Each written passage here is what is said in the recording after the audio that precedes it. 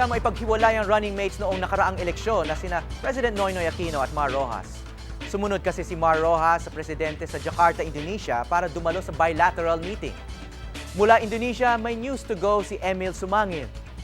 Emil? Good morning, Howie. Sa pagharap at sa pagkakalumpati ng Pangulo Aquino at sa pagdalo ng state banquet na pinangunahan naman ni Inquisition President Susilo Bambang Yudhoyono, pinalpakan ng Pangulo ang kanyang 3-day state visit dito sa Indonesia. 1:20 mamayang hapon, tutulog naman ang Pangulo patungong Singapore para ituloy ang second leg ng kanyang state visit. Bago lisanin ng Indonesia, ibinita muna ng Pangulo sa Filipino community dito sa Jakarta ang anyay mga accomplishments at paglakbo ng ekonomiya ng bansa. Isa-isang ipakilala ng Pangulo sa mga Pilipinong naghahanap buhay dito ang bumubuo ng Philippine delegation. Pagbilang na ang kanyang running mate na si Senador Mar Rojas. Tinawag ng Pangulo si Rojas bilang kanyang personal advisor. Umaasa naman ang Malacanang na magiging matagumpay din ang pagbisita ng Pangulo sa Singapore.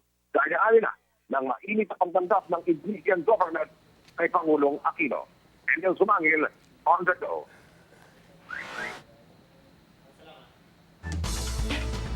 Maraming salamat, Emil Sumangil. Samantala, nakabalik na po sa bansa si Nonito the Filipino Flash Donaire Jr. Yan ay matapos niyang maagaw ang WBC at WBO bantamweight titles mula sa Mexicanong boksingero na si Fernando Montiel. Ayaw na raw muna niyang pag-usapan ang di nila pagkakaunawaan ng ilang sports analyst. Isa na nga rito si Chino Trinidad at may news to go si Trisha Zafra. Nakangiti at taas noong bitbit ni Donaire ang kanyang bagong panalong WBC belt sa kanyang pagbabalik bansa kanina. Napakaganda ng pagkapanalo. Very spectacular knockout win. Again, I come back with the new belt, and thank you again for the support and lahat ng mga prayers niyo. Kasama niya sa kanyang pagbabalik ang kabiyak na si Rachel. Sa ilang minutong ibinigay sa ilang miyembro ng media para magtanong, hindi na iwasang maungkat ang hidwaan nila ng ilang boxing at sports analyst na nag-ugat sa maiinit na sagutan sa Twitter at Facebook. Ayaw na raw itong pagtuunan ng pansin ni Donaire. Kumpiyansa rin siyang hindi nito maapektuhan ang kanyang boxing career. Lahat ng mga tao nagbibigay sa akin ng support, lahat ng mga tao nagdadasal para manalo ako, at kung hindi ko ibigay lahat kasi na-distract ako, walang kwentang champion ang lalabas doon. Kung meron man daw mahalaga ngayon para kay Donaire, yun ay ang maayos na nilang relasyong mag-ama at ang napipinto niyang laban sa May 28. Hindi pa raw tiyak kung sino ang makakaharap ni Donaire sa Mayo, pero sino man daw ito, handa siya. Ang unang pangalan na binanggit sa akin, Anselmo Moreno, yung WBA champion. But meron pa pong iba dyan na sina Mares, Agbeco, at saka siguro kung yung Japanese na champion, lalaban sa akin si Kameda. So marami po yung names na marami pa pong champion na makalaban ko sa bantamweight. Ikinatuwa rin niya ang pagkukumpara sa kanya kay pambansang kamao Manny Pacquiao. Isa raw itong karangalan, lalo't si Pacquiao raw ang pinakamagaling na boksingero ngayon. Trisha Zafra, on the go!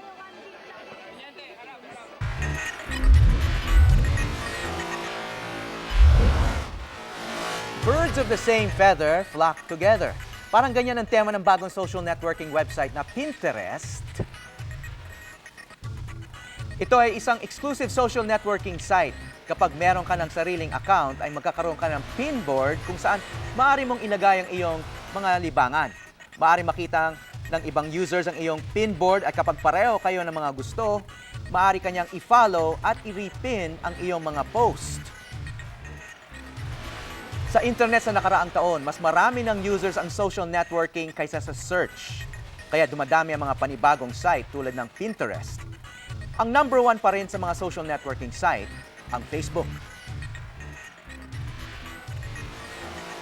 Drag, drop, click. Yan ang karaniwang ginagawa sa mga computer sa tulong ng mouse. Pero alam mo bang magagawa mo na lahat nito hands-free? Yan ang feature ng laptop na pinagagana lamang sa pamamagitan ng mata. Isinapubliko sa Germany ang kauna-unahang eye-controlled laptop. Ang mga computer command magagawa sa pamamagitan ng galaw ng mata ng gumagamit nito.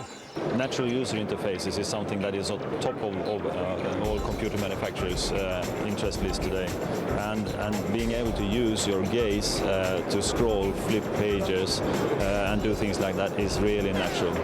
Nagagawa ito sa pamamagitan ng pag-ilaw ng infrared light sa mata ng user. Ang nire-reflect namang ilaw mula sa mga mata ang tutukoy kung saan siya nakatingin. Matapos ay pwede na siyang mamili kung anong computer command ang gustong kumpletuhin. Ideal daw ang eye-controlled laptop para sa mga taong may kapansanan. Kaya ang pagbabasa sa computer, mas pinadali na. I'm actually scrolling the text. When I read the text here, it starts to scroll for me automatically.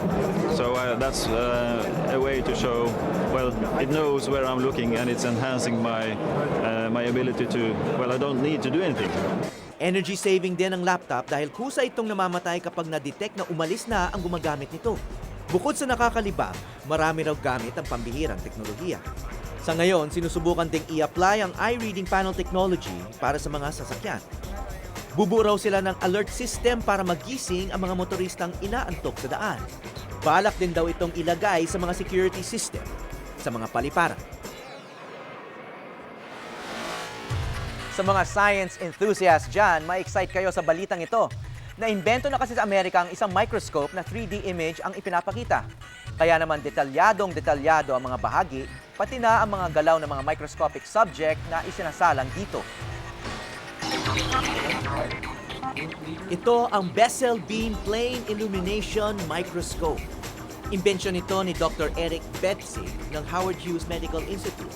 Sa pamamagitan nito, detalyado maoobserbahan na ang isang living cell in 3D sa kauna-unahang pagkakataon. With this microscope, we're able to see the three-dimensional totality of a cell and furthermore watch the dynamics of what that cell is doing in real time. Para magawa ito, may manipis na ilaw ang microscope para mailawan ang iba't ibang anggulo ng living cell. Kumukuha rin ito ng multiple pictures ng individual slices ng naturang cell. Ang mga larawan pinoproseso ng isang computer program at ang resulta, spectacular moving 3D image ng living cell.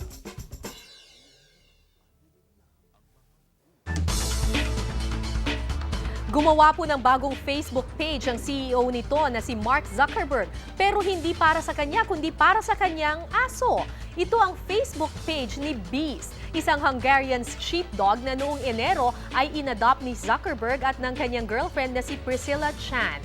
At nitong Marso nga lang, naisipan nilang gawan siya ng Facebook page complete with daily activities and photos. Nakakatuwa ring basahin ang bio ni Beast ang nakalagay, I am extremely cute. At sa kanya namang personal interest, ang nakalagay, cuddling, loving, and eating. Kaya naman sa sobrang cute nga ni Beast, aabot na sa halos 10,000 ang nag-like ng kanyang page. Patuloy na subaybayan ang kanyang adventures sa www.facebook.com/beast.the.dog.